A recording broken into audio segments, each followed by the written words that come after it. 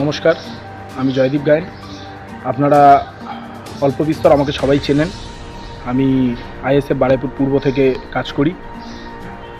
আজ সকাল 4:30 পৌনে 5টা নাগাদ আমার একটি ব্যক্তিগত কাজের জন্যে তার কিছুক্ষণ আগেই আমি গেছিলাম বারুইপুরের দিকে, এবং বারুইপুর থেকে ফেরার সময় তখন থেকে আমি দেখতে পাই যে আমাকে দুটো গাড়ি, মানে দুটো বাইক ক্রমাগত পেছনে ফলো করতে করতে আসে। আমাদের কলকাতার দিকে ঢোকার পরে মালঞ্চ সিনেমা হলের কাছে একটি দোকানে দাঁড়াই আমি চা খাওয়ার জন্যে।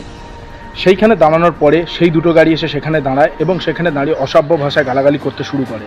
আমি তখনও কিছু বুঝতে পারিনি, এবং তারা আমি যে দোকানে দাঁড়িয়ে চা খাচ্ছিলাম সেখানে সিগারেট খাওয়ার জন্য আসে এবং সিগারেটটি কিনে আগুনটিকে আমার গায়ের দিকে ছোঁড়ার চেষ্টা করে, মানে হাত দিয়ে ঠেকানোর চেষ্টা করে। তা আমি তাদেরকে বারণ করি যে দাদাটা কি হচ্ছে, জিনিসটা এরকম কেন করছেন।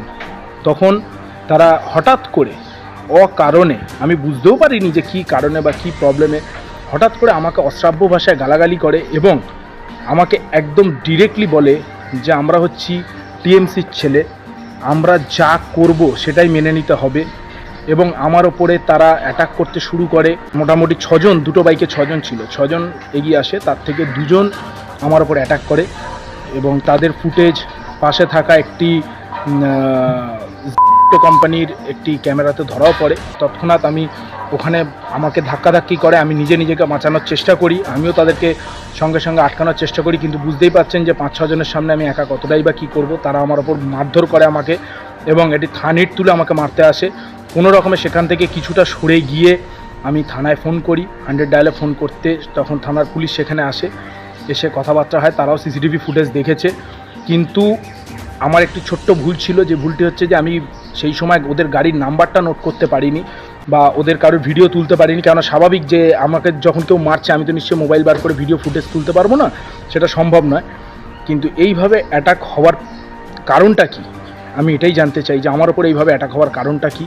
আমি নিজেও বুঝতে পারলাম না, তারা কোনো সঠিক রিজন দিল না। তারা একটা কথাই বলে যাচ্ছে যে আমরা টিএমসি করি, আমাদের রাজ চলছে, এখানে কোনো রকম আমরা কাউকে মেনে নেব না। আমাকে রীতিমতন মারধর করেছে। তারা আশেপাশে থাকা অনেকেই এর সাক্ষী রয়েছে যারা দেখেছে, কিন্তু পুলিশের সামনেও তারা অনেকে কথা বলেছে, অনেকে বলেনি, এড়িয়ে গেছে।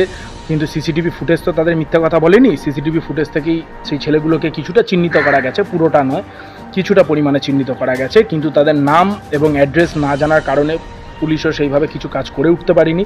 তাদেরকে কোনো দোষ দেবো না, কেননা তারা সঙ্গে সঙ্গে ফোন করার 2 মিনিটের মধ্যে পুলিশ সেখানে উপস্থিত হয় এবং তারা যে ছেলেগুলি করেছিল তারা তৎক্ষণাৎ সেখান থেকে পালিয়েও যায়। তাই জন্য তাদেরকে আমি ধরতে পারিনি। কিন্তু আমার সামান্য